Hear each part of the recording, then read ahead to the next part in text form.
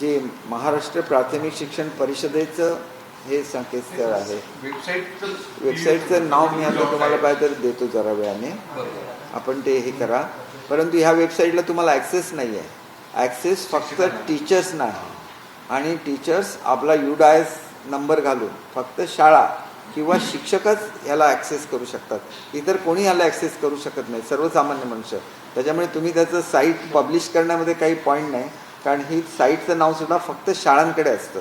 आणि त्याच्यामुळे हा अधिक गंभीर आहे की कशा रीतीने हॅक झालं ते बघायला लागेल. आणि दुसरं म्हणजे हे कोणीतरी मिस्चिवस लोक आहेत ज्यांनी संपूर्ण व्हायरल केलेलं आहे महाराष्ट्रभर. म्हणजे अशी विकृती आहे, ही समाजामधली एक विकृती आहे आणि ही विकृती ठेचून काढली पाहिजे असं माझं स्पष्ट मत आहे. देशाध्यक्ष राज ठाकरे यांनी अनौपचारिक गप्पामध्ये असं म्हटलं की लाडकी बहीण योजना जी आहे राज्य सरकारची ती फक्त सध्या स्वतःसाठी सुरू करण्यात आलेली आहे. जेव्हा निवडणुका पार पडतील आणि त्यानंतर राज्याचे तिजोरी जी आहे पूर्णपणे खाली होईल असंही त्यांनी म्हटलं. लाडकी बहीण योजनेपेक्षा राज्यामध्ये एखादा उद्योग उभा करा असंही राज ठाकरे यांनी म्हटलेलं आहे त्याच पैशातून. एक गोष्ट अशी आहे की आपण महिलांचं सक्षमीकरण कशा तऱ्हेने ह्या योजनाद्वारे होतं आहे याच्या काही रील्स आम्ही प्रसिद्धीला दिलेल्या आहे. 1500 किंवा 3000 रुपये, एका घरामध्ये 2 महिला असल्या तर 3000 रुपये जातात. 3000 रुपयाची किंमत ज्याच्याकडे खरोखर पैसे नाहीत त्याला त्याची किंमत असते. अनेक महिलांनी याला वर्किंग कॅपिटलसारखं वापरून स्वतःचे छोटे छोटे व्यवसाय सुरू केलेले आहेत महाराष्ट्रामध्ये. शेवटी वुमन एम्पॉवर करताना आम्ही केवळ हे पैसे दिले असं नाही, तर आपण जो रिव्हॉल्विंग फंड देतो महिलांना त्यांचे उद्योग करण्यासाठी, हा फंड आम्ही डबल केला.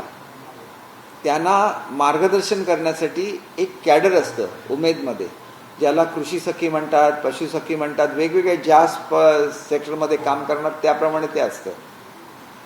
तर या सर्वांचे जे मानधन आहे हे दुप्पट केलं. का केलं? त्यांना स्वावलंबी बनवायचं आहे. नुसतं एवढंच केलं का?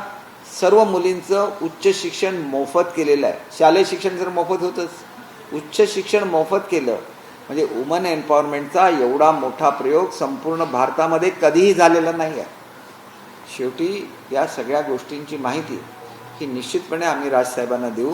राजसाहेब हे आमचे अत्यंत आदरणीय नेते आहेत आणि त्याच्यामुळे त्यांचा असा काही गैरसमज झाला असेल तो दूर केला जाईल. महाराष्ट्राचं जे उत्पन्न आहे, GSTचं उत्पन्न आहे, इतर उत्पन्न आहे, हे झपाट्याने वाढतं आहे आणि त्याच्यामुळे आम्हाला ही स्कीम चालवण्यामध्ये कुठलीही अडचण नाही.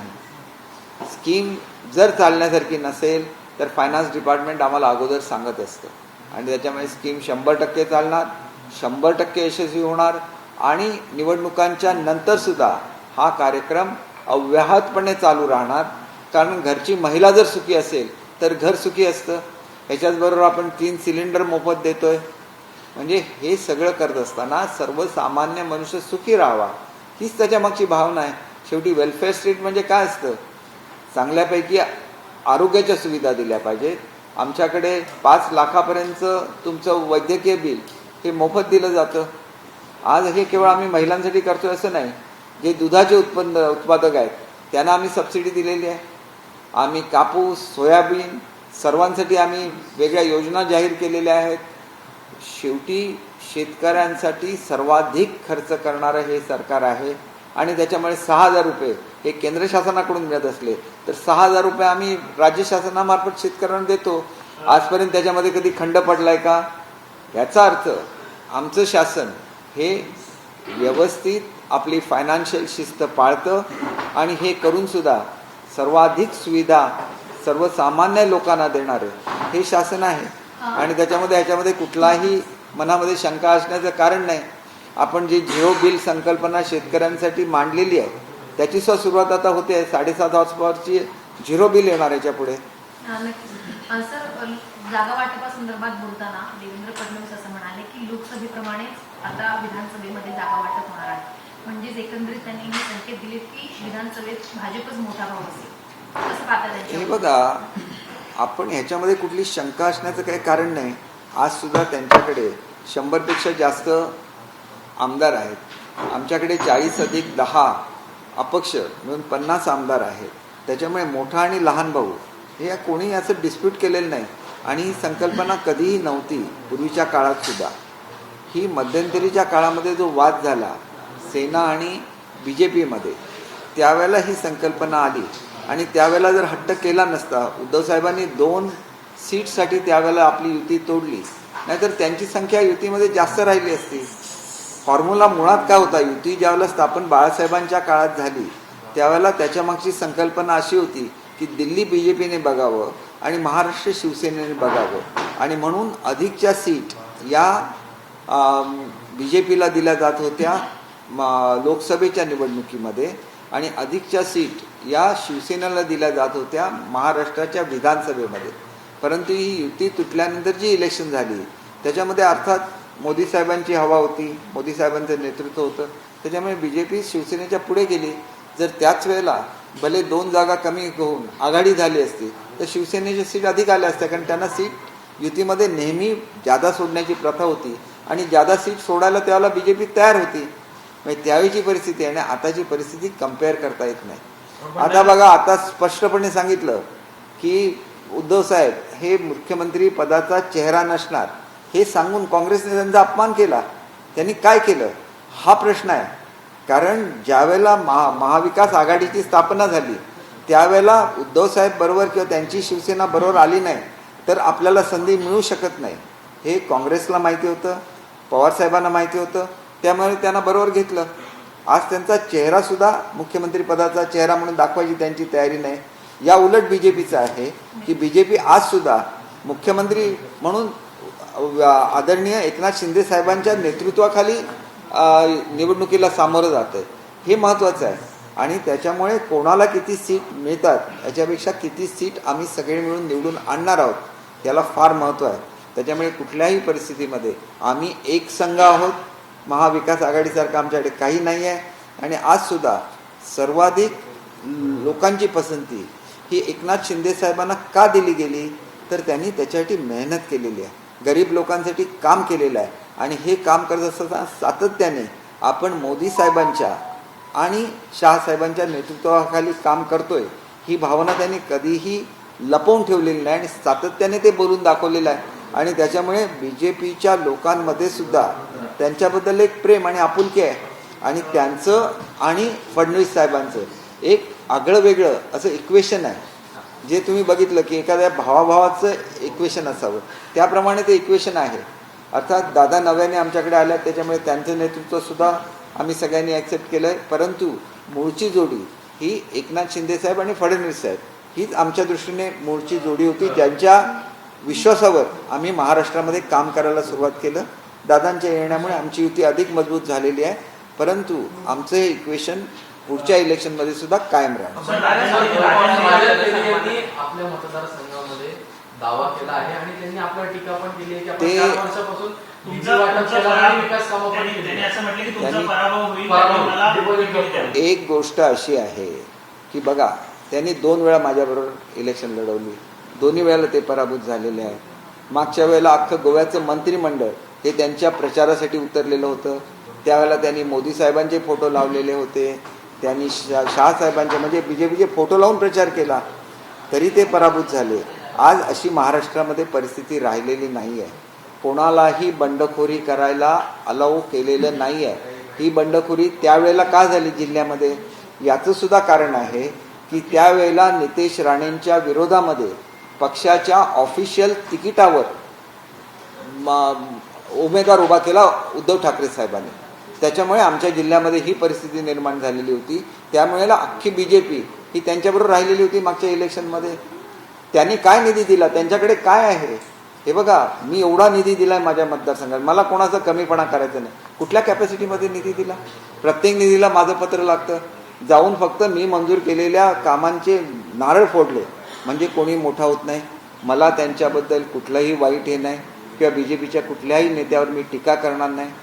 परंतु मला जर युतीचं तिकीट मिळालं तर ते माझा प्रचार सर्वांनी केला पाहिजे अशी अपेक्षा आहे. मुळात राणे साहेबांचं बहुमत कमी व्हावं ह्याच्यासाठी सावंतवाडी मतदारसंघामध्ये कोणी प्रयत्न केला हे शोधून काढलं पाहिजे. नाहीतर मी आणि राणेसाहेब एकत्र झाल्यानंतर आणि BJP सेना एकत्र राहिल्यानंतर 50,000चं लीड मिळालं पाहिजे. हायेस्ट लीड मिळालं 39,000चं, परंतु 50,000चं तरी लीड असायला पाहिजे होतं, कारण तेवढी मतं मला आणि त्यांना मिळून मिळालेली आहेत. विरोधात काम केलं. मला असं काय हे करायचं नाही आहे, पण असं ज्या वेळेला उलटं सुलटं बोललं जातं त्यावेळेला लोक समोरची कन्फ्यूज होतात आणि ती विरोधी पक्षाकडे वळतात. तरी अशी स्टेटमेंट कोणीही करू नये. उद्या जर तो मतदारसंघ BJPला गेला तर त्याच ताकदीने मी BJPची सीट निवडून आणेन. परंतु हा जर शिवसेनेला आला मतदार, आणि येणारच, तो आमचा अधिकार आहे. तिथं मी सातत्याने 3 वेळा निवडून आलेलो आहे आणि माझ्या मतदारसंघामध्ये जाऊन बघा तिथले रस्ते कसे आहेत, तिथं किती विकास कामं चालू आहेत, महिलांसाठी वेगवेगळ्या योजना देणारा सगळ्यात मोठा मतदारसंघ आहे.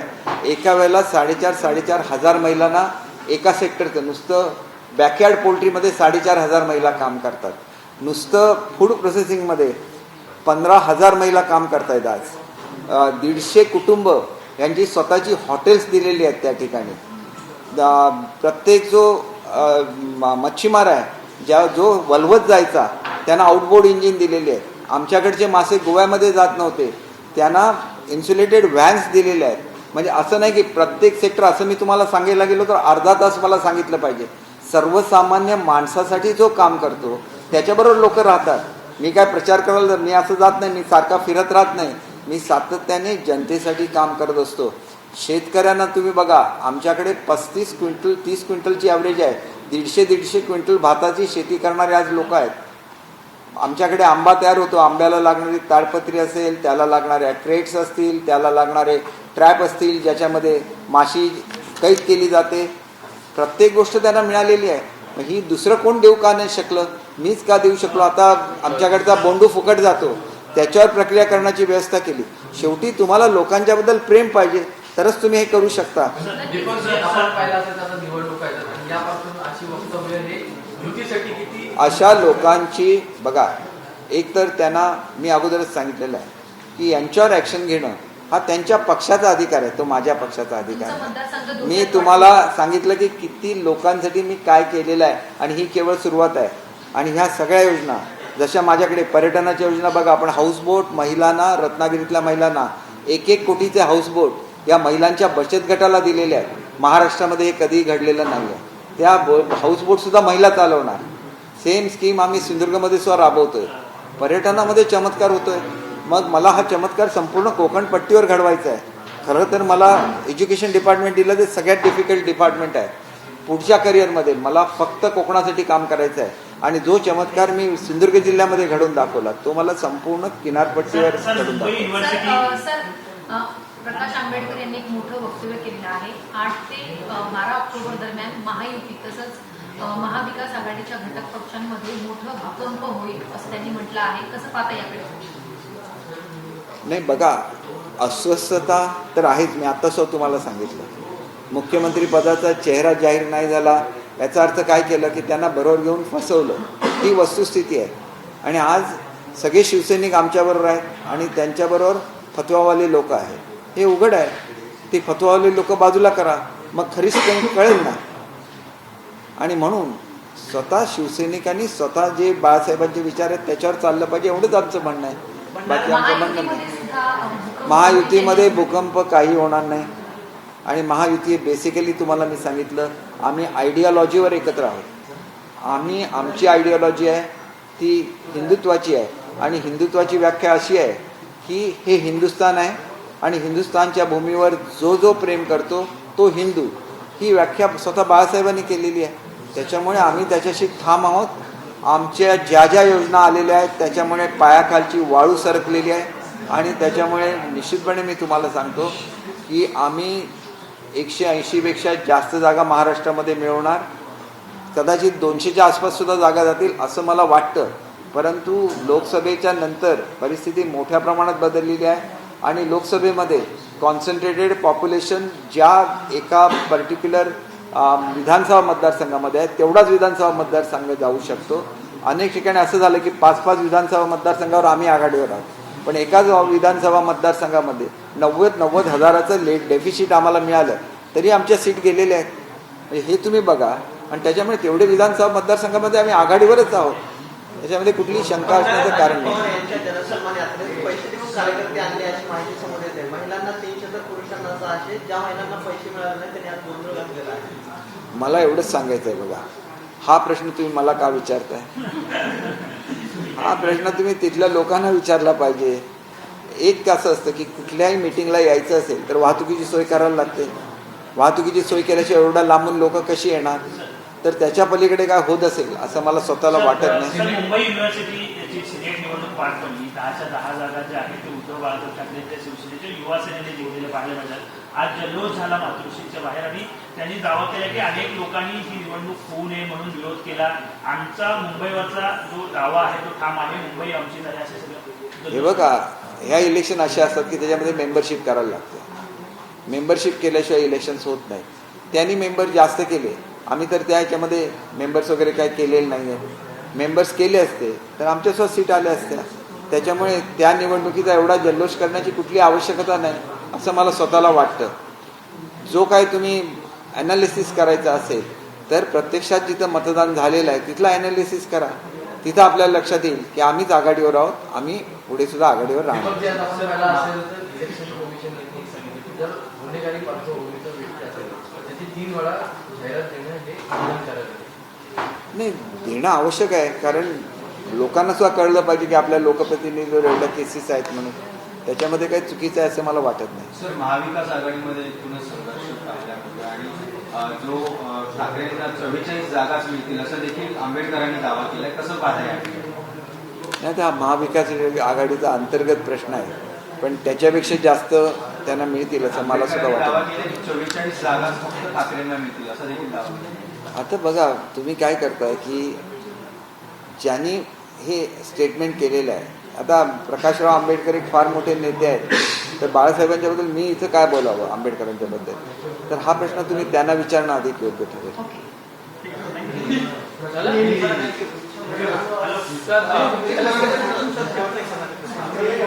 तर बीड जिल्ह्यामध्ये जात पंचायतीच्या माध्यमातून छळ सुरू आहे माहिती कशा पद्धतीने बघता?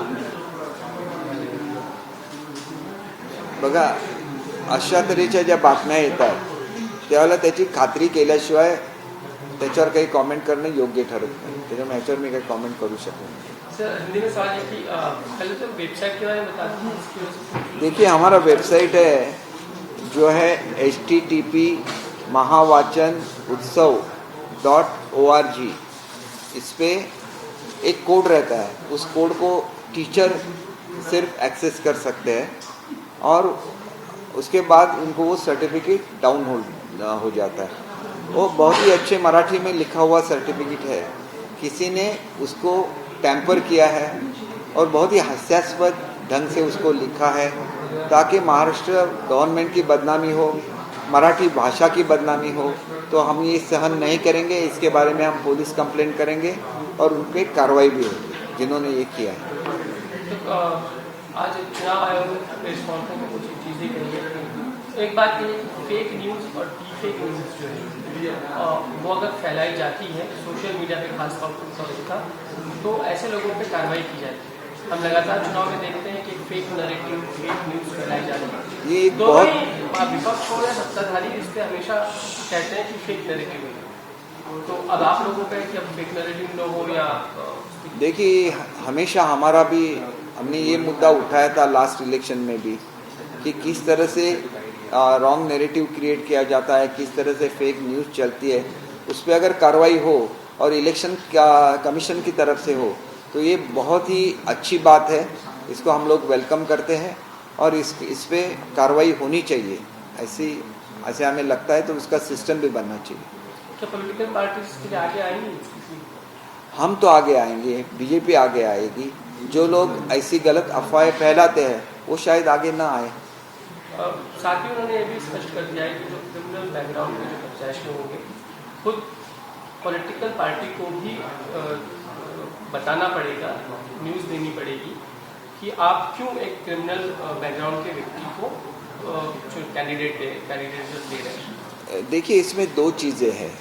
एक तो कुछ पॉलिटिकल भी केसेस रहती है, जैसे किसी ने आंदोलन में भाग लिया तो ऐसी केसेस डिफरेंट रहती है. कोई केसेस रहती है वो मर्डर की केसेस रहती है, क्रिमिनल केसेस रहती है. ये अलग रहती है। लेकिन जो भी केस आप पे है उसके बारे में आपको आपका जो फॉर्म होता है, आपका जो आवेदन पत्र है, उसमें लिखना पड़ता है और एक लिखने के बाद आपको उसको पब्लिश भी करना पड़ता है। तो एक अच्छी बात है, अगर उस पर ऐसा कुछ क्राइम का केस नहीं हो तो उसको टिकट देने में कोई हर्ज नहीं है, क्योंकि वो आंदोलन चला सकता है, आंदोलन के दौरान उस पर केसेस हो सकती है। तो एक अलग बात है, दो कि वो डिफरेंस उसमें होना चाहिए। कोई कोई स्टेट ऐसे होते हैं जिसमें बहुत ही क्रिमिनल एलिमेंट्स खड़े हो जाते हैं, लेकिन महाराष्ट्र में ये परंपरा नहीं रहती। महाराष्ट्र में काफ़ी अच्छा माहौल है, काफ़ी अच्छे लोग खड़े रहते हैं, इसलिए मुझे लगता है कि महाराष्ट्र के बारे में ऐसे सोचने की जरूरत नहीं है। चुनाव आयोग का एक्चुअली कंसर्न ये है कि वही क्रिमिनल बैकग्राउंड के लोग कहीं ना कहीं इलेक्टोरल पॉलिटिक्स में ना आए, इसके पीछे की मंशा है। नहीं, ये बहुत ही अच्छा है और ऐसे होना चाहिए ताकि पॉलिटिक्स क्लीन बने। सर, एक अशी देखील माहिती मिळते की अजित पवारांनी अमित शहाकडे अशी मागणी केली की मुख्यमंत्री पदाचं वाटप हे महायुतीच्या तिन्ही घटक पक्षांमध्ये समान कालावधीसाठी व्हावं किंवा फिरते मुख्यमंत्री। नाही, फिरता चषक मी ऐकला, फिरता मुख्यमंत्री ऐकलेलं नव्हता। त्याच्यामुळे मला असं वाटतं की महाराष्ट्राला स्टॅबिलिटी पाहिजे, आणि स्टॅबिलिटी पाहिजे असेल तर कोणी मुख्यमंत्री करा, परंतु स्टेबल मुख्यमंत्री करा। सध्याचा तर पहिला चॉईस हा शिंदेसाहेबांचा आहे, आणि इलेक्शन नंतर जो काय निर्णय होईल तो मोदी साहेब आहेत, शहा साहेब आहेत, सगळे एकत्र बसून तो ठरवतील आणि तो सर्वांना मान्य असेल। आज तरी आम्ही एकनाथ शिंदे साहेबांच्या नेतृत्वाखालीच ही निवडणूक लढवतोय, आणि मोदी साहेबांच्या आणि एकनाथ शिंदे साहेबांचं म्हणजे ते कलेक्टिव्ह नेतृत्व आहे। फडणवीस साहेब आहेत त्याच्यामध्ये, अजितदादा आहे, ते कलेक्टिव्ह नेतृत्व आहे। धर्मवीर सिनेमा पाहिला का? धर्मवीर साहेब पाहण्यासाठी मी मुद्दाम सिंधुदुर्गमधून इथं आलो। मला सुरुवातीचा काही माझं फ्लाईट लेट झाल्यामुळे सुरुवातीचा काही पार्ट चुकला, परंतु शेवटचा पार्ट सुद्धा इंटरेस्टिंग होता।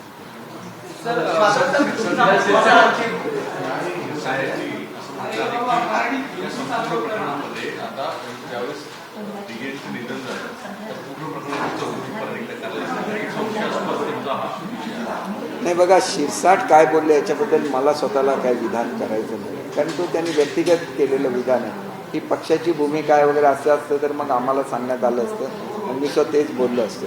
त्याच्यामुळे सर्वसाधारणपणे हे सगळं अशा तऱ्हेच्या हे चालतात, त्याच्याकडे दुर्लक्ष करणं अधिक योग्य। मात्र सर, ज्यावेळेस आमदार इथून बाहेरच्या राज्यामध्ये गेले त्यावेळेस तुमची एक महत्त्वाची भूमिका होती की माध्यमांना तुम्ही प्रेझेंट करत होतात, मात्र धर्मवीर 2 मध्ये त्याबद्दल काही दाखवलं नाही।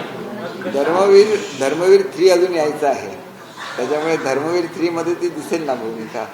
अपेक्षा आहे तुम्हाला? उलगडा होईल म्हणजे बघा, आपण एक गोष्ट लक्षात घेतली पाहिजे। मी जरा कृपया जरा मागे बसणारे बोलणं थांबवा आता। एक गोष्ट अतिशय महत्त्वाची ज्या सिनेमामध्ये याची प्रत्येकाने समजून घेतली पाहिजे, 5-5 तास आमदारांना बाहेर उभं करायचं, एखादा साहित्यिक आला तर साहित्यिकाचा अपमान करायचा, आणि हा अपमान महाराष्ट्रामध्ये सहन होत नाही। महाराष्ट्राचा मनुष्य मराठी असा असतो की मोडलो तरी वाकणार नाही, आणि तो जो स्वाभिमान आहे त्या स्वाभिमानाचं प्रतीक हे ते 50 लोकांनी केलेलं त्यावेळेचा निर्णय आहे। हे मी तुम्हाला 100% सांगतो।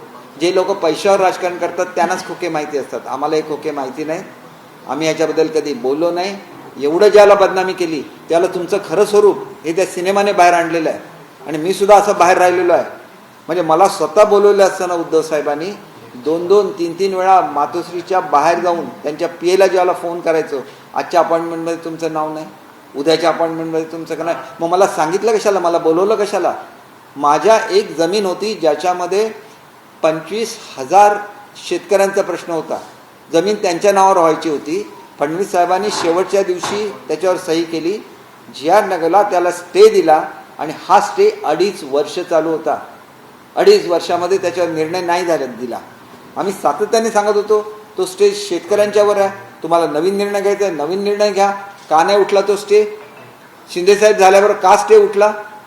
आमचं पर्यटन जिल्हा आहे, त्याच्यामध्ये पाणबुडीसाठी मी पैसे दिले होते अर्थ खात्याचा मंत्री म्हणून। त्याचे मंत्री कोण होते? आदित्य ठाकरे मंत्री होते। 2.5 वर्षात साधी पाणबुडी खरेदी करू शकले नाही। मग यांच्याबद्दल काय करायचं? यांच्या बरोबर राहायचं की आपल्या लोकांबरोबर राहायचं? महाराष्ट्राच्या जनतेबरोबर राहायचं की तुमच्या पॅलेस पॉलिटिक्स खाली भरडून राहायचं? एकदा ठरवलं पाहिजे. किती निर्णय झाले मागच्या काळामध्ये, किती नवीन पॉलिसीज ठरल्या, शेतकऱ्यांसाठी किती नवीन निर्णय ह्या शासनाने घेतले, ते बघा. तुम्ही का नाही घेऊ शकला हे निर्णय? हे एक मला सांगायचं आहे, जनतेबरोबर तुम्ही राहिलात, तुम्ही जनतेचे प्रतिनिधी असता. पॅलेस पॉलिटिक्स असं असतं की वरून ऑर्डर द्या, ते राजे असतात, ते काही ऑर्डर देऊ शकतात, ते लोकांना न भेटू शकतात. पण आम्हाला तर लोकांना भेटायला लागतं, आम्हाला लोकांची कामं करायला लागतात, आणि आमचं काम करणारं सरकार आमचं म्हणून आम्ही त्याचं कामं करतो. त्या चित्रपटाच्या शेवटच्या भागाला असं दाखवले की मुळीच एकनाथ शिंदे अशी एक व्यक्ती विचारते, हे असं खरंच घडलं आहे का? नाही बघा, आता हे विचारणारी व्यक्ती ही पुरुष होते की स्त्री होती मला माहिती नाही, पण ही शक्यता असते. इव्हेंट मॅनेजमेंटमध्ये ही शक्यता असते, आणि त्याच्यामुळे ते इव्हेंट मॅनेजमेंट व्यवस्थित त्या ठिकाणी चालू होतं आहे. आम्ही बघितलेलं आहे. नवीन नवीन मुलं आम्हाला शिकवत होती कशा रीतीने हे करायचं, आमची ट्रायल घेत होते. म्हणजे आमची आता वय किती झाली बघा, आणि आम्हाला हे सगळं ते वस्तुस्थिती आहे, ती दाखवलेली सगळी वस्तुस्थिती आहे.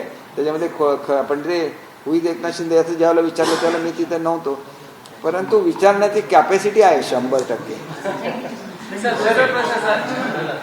हिंदी का सवाल ये कि अगर मुख्यमंत्री पद को लेकर दादा की ओर से कहा जाए कि कहीं ना कहीं रोटेट होते रहना चाहिए, एक के बाद दूसरे को, क्या ये जरूरी हो सकता है? देखिए, राज्य को स्टेबिलिटी चाहिए.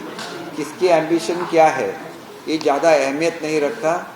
लोगों की प्रायोरिटी क्या है, लोगों को न्याय दिलाना है, एक स्टेबल गवर्नमेंट चलाना है, तो हर किसी को एडजस्ट होना पड़ता है.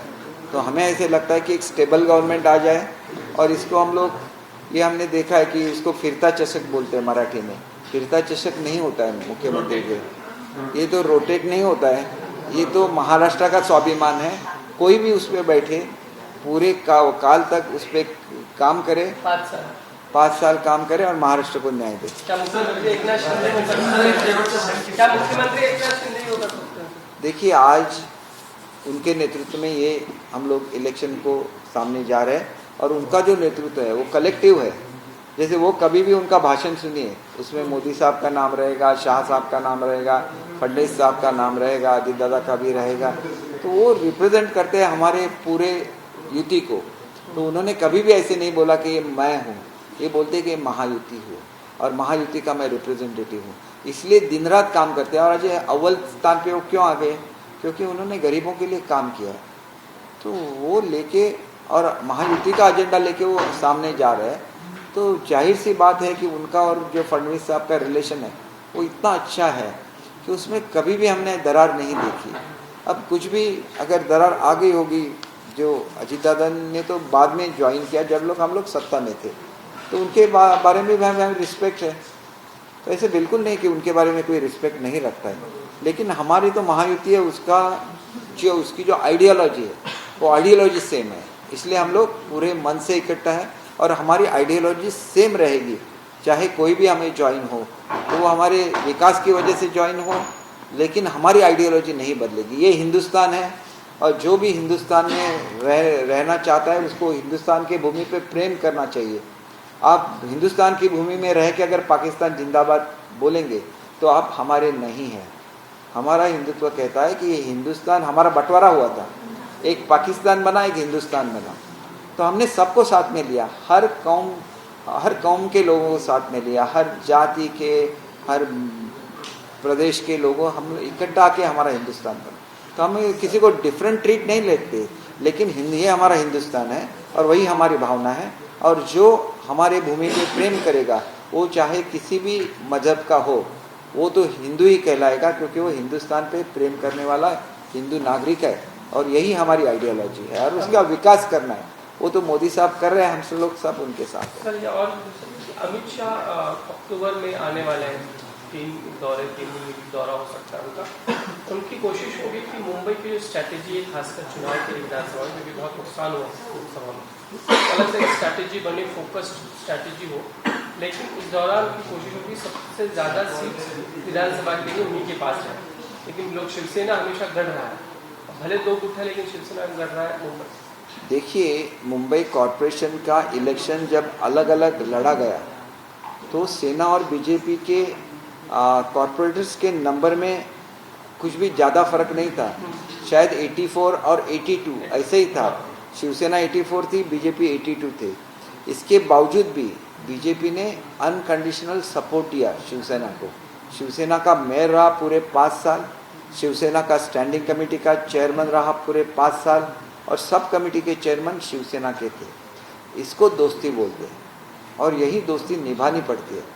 आज आप अगर जो सर्वे हो रहे हैं उसके हिसाब से देखेंगे तो सबसे ज़्यादा सीट बीजेपी शिवसेना को मिल रहा है, उसके बाद यूबीटी और कांग्रेस है।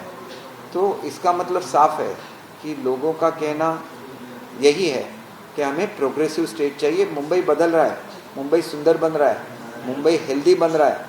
तो ये सब क्रेडिट एकनाथ शिंदे जी को और उनके गवर्नमेंट को और फडणवीस साहब को और अजित दादा को जाता है। अभी एक सवाल संजय राऊत असं म्हणतात, संजय राऊत देखील म्हणतात की जर लोकसभेला आता जाऊया ना। प्रकाश आंबेडकर एकत्र आले असते तर आता भाजपने प्रकाश विस्थापित केलं असतं. एक गोष्ट अशी आहे की एक म्हणजे संजय राऊत आणि प्रकाश आंबेडकर यांची तुलनाच होऊ शकते नाही, अनकम्पेरेबल. आंबेडकर साहेब हे स्वतःच्या त्यांची जी प्रिन्सिपल्स आहेत आणि आयडिओलॉजी आहेत त्याच्यावर चालतात. यांची गोष्ट वेगळीच आहे, त्यांना कोणी चालतं बरोबर. बाळासाहेब असे नव्हते, बाळासाहेबांनी कधी काँग्रेसला जवळ केलेलं नव्हतं. त्याच्यामुळे संजय राऊतांच्याबद्दल काय प्रश्न विचारायचा असेल तर त्यांना विचारायचं आम्हाला, पण ह्या दोघांना एकत्र आणू नका, कारण दोघांची हाईट केवढी वर आणि केवढी लहान, विचार करा.